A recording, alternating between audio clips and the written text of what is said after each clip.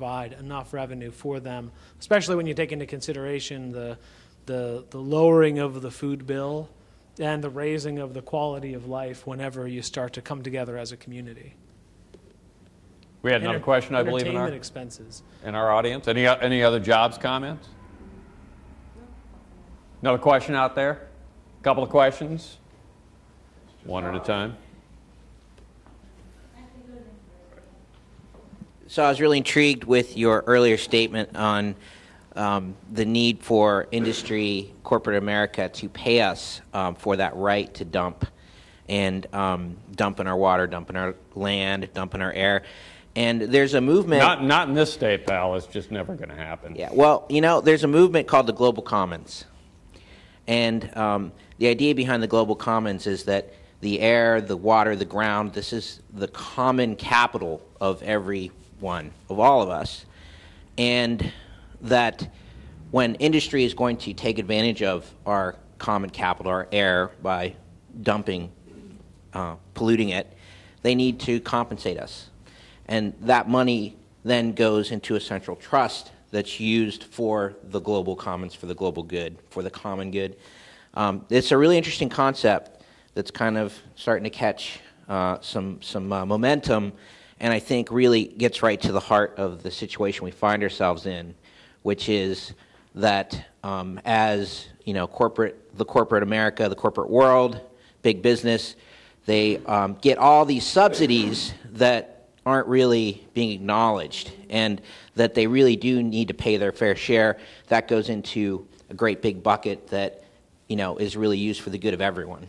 And that's like a future that's possible, right?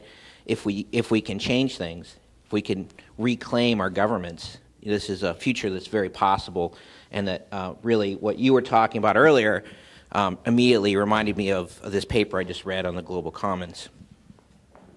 So this global commons concept fails to account for the fact that, in fact, the air is owned by big coal, and the water is, of course, all owned by Archer Daniels Midland, and land is owned by the Mills Corporation, a subsidiary of Simon Properties. Well, Coke benefits, no doubt, yes. All right, so we had another question back there. Excellent point, sir. And great. It's good to see you. Thanks for being here. This is about urban farms and jobs. I just joined the board of directors for the Bloomfield-Garfield Corporation. Yeah, and I'm on the Land Use Development Committee, and we've made a big push, or at least this 100-page document seems to show they made a big push to make sure there's a lot of open space. There aren't walls. Walls are just never really a positive idea. On the other hand, at the end of the meeting, we have the safety committee reports, and those are, this time they were about the problems of prostitution, and girls are coming from other neighborhoods to Garfield because they get paid more. And I guess my thought is, on the one hand, urban farms are great, or, you know, open space is great, but is that paying kids who really, really need that money year-round? Or is it just like this summer activity where they're not really getting paid, and then it hits a time like this, and what are those kids doing, and who's overseeing it, and where do those grants suddenly go?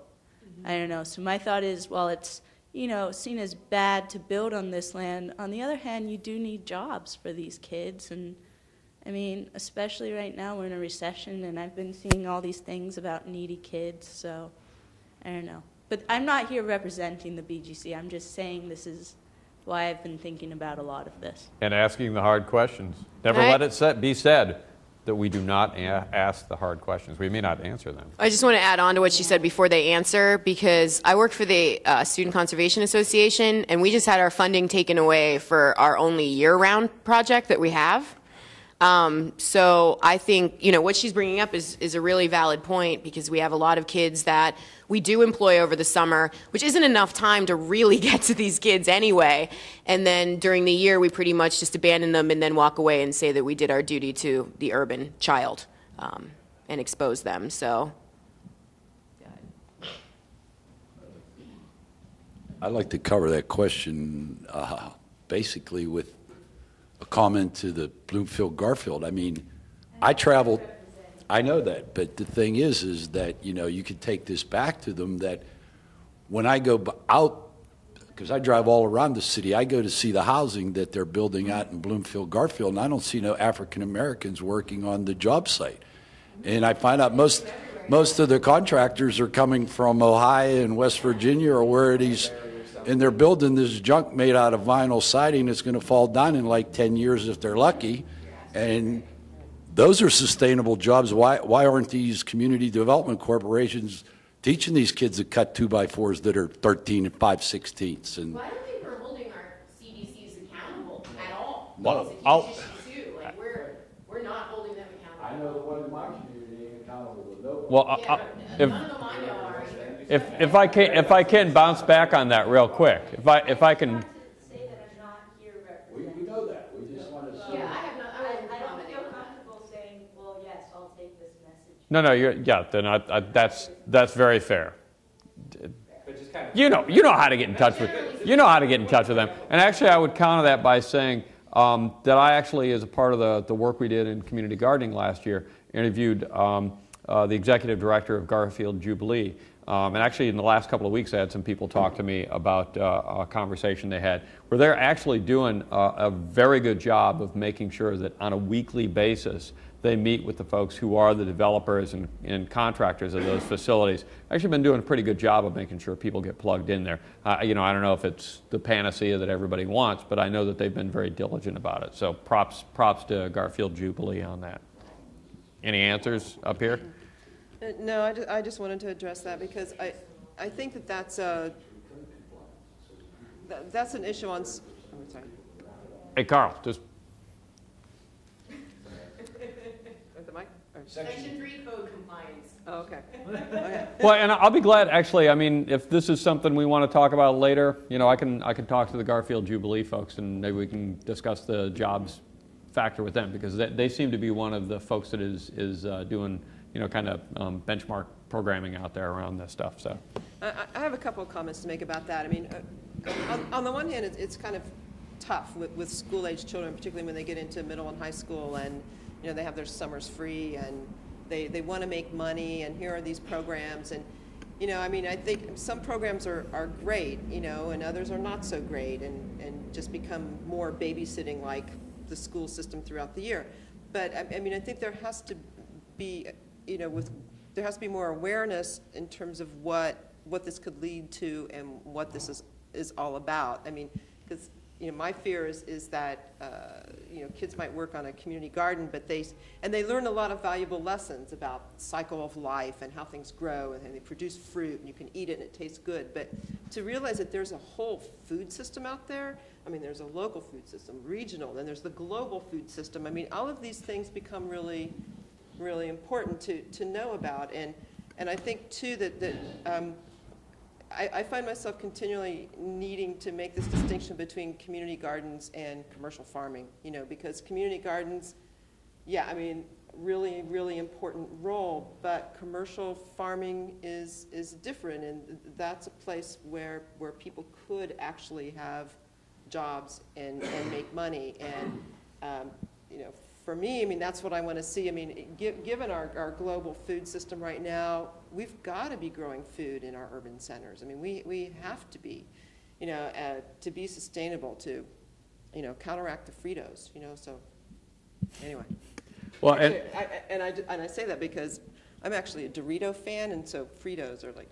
I got hey, let me just say, on Fritos' side, whole grain, you got corn, you got salt, you got a little bit of corn oil. and everything.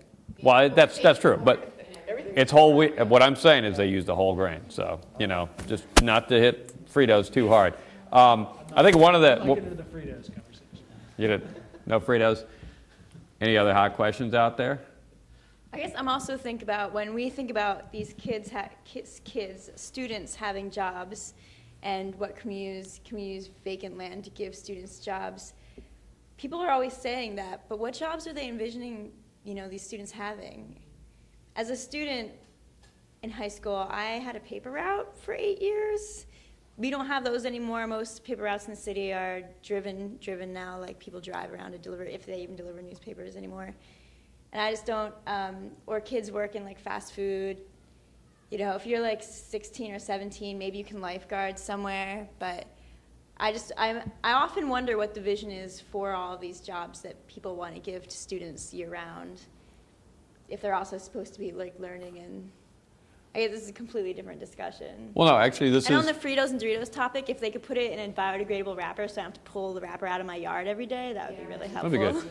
So, sun chips are good. Much better. So one thing I have to say on the jobs, good jobs. You know, we've had some people talking to us in previous sessions about workforce development. You have to bear in mind that there is good jobs, there's union jobs, there's part-time jobs, there's training, there's pre-training. It's like a whole, you know, smorgasbord of things that you need, and you can't say that if that program isn't getting us into union jobs at 30 bucks an hour, it sucks, because it may well be forming an important rung on the ladder to get us to those things. So I think that's important to remember.